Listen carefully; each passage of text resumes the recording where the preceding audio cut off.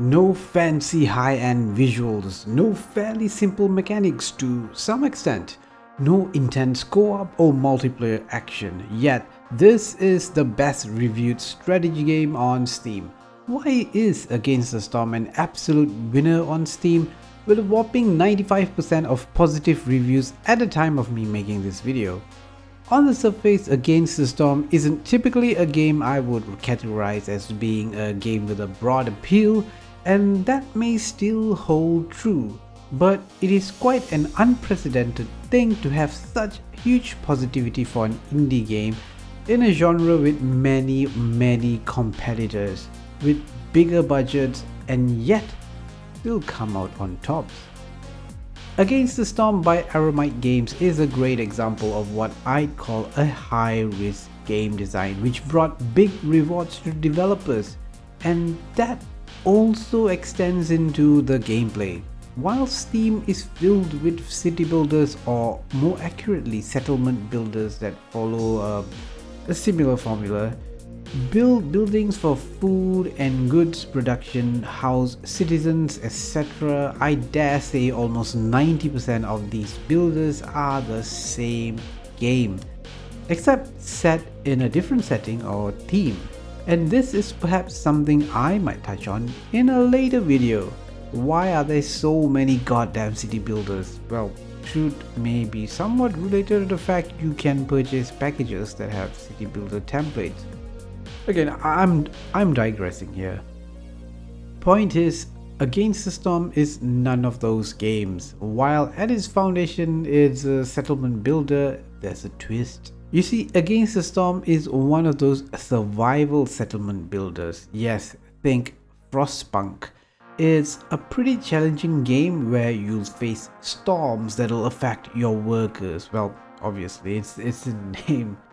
And you'll face unknown nasties in the glades.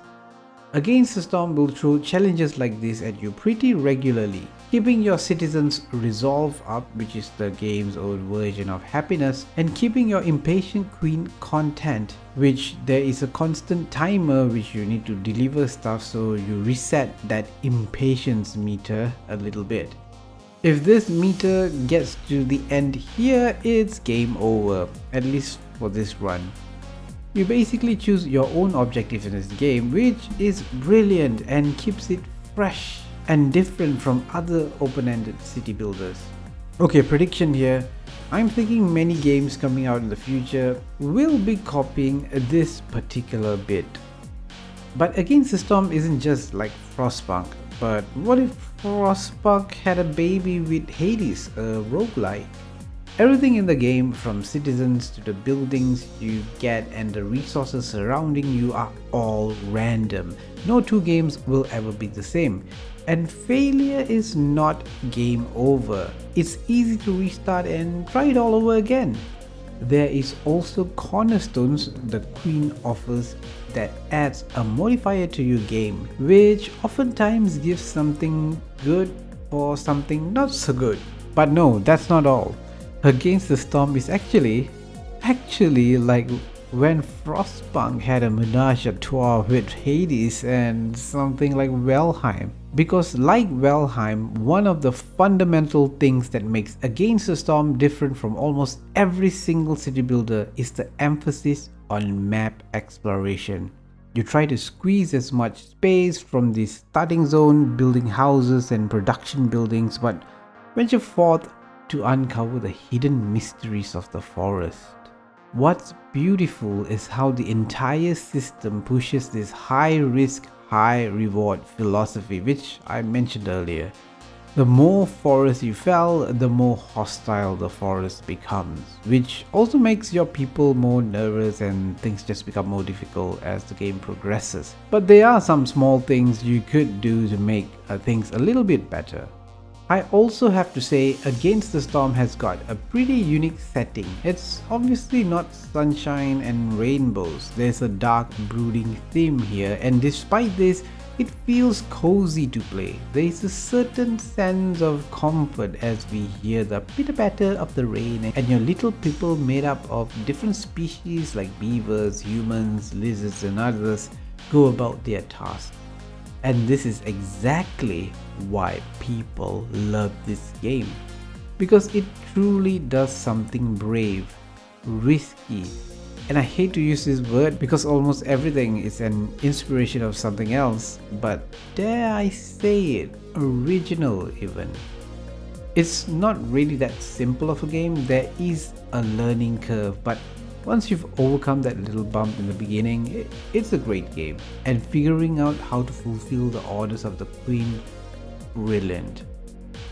Aramite Games had a vision for this game and they nailed it.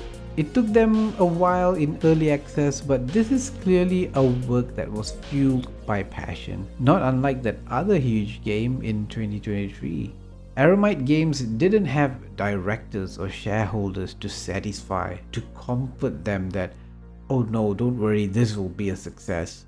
They didn't see this as an investment, a property that would be exploited in the future for maximum profit. No, they listened to feedback and refined it to near perfection. I mean, by no means is it a perfect game, mind you, but it's without a doubt going to be a pretty influential game, at least for the city builder genre. You can bet your bottom dollar other games will try to do what Against the Storm did. Against the Storm will be a benchmark for others, and just like how many often talk about that other game banished for the survival city builder genre. We need more games like this, not just strategy games but games in general that push video games forward. AAA is dead. Long live the indies. Have you played Against the Storm and what did you think about it? Tell me in the comments. Thank you for watching. Stay tuned for more strategy game videos. 2024 is going to be a big year for me with lots of content planned. I'll be focusing more on opinion pieces like these rather than playthrough or even reviews. This will be what my channel will be about. Hope you like this video and subscribe for more videos like this. I'll see you in the next video. Bye bye.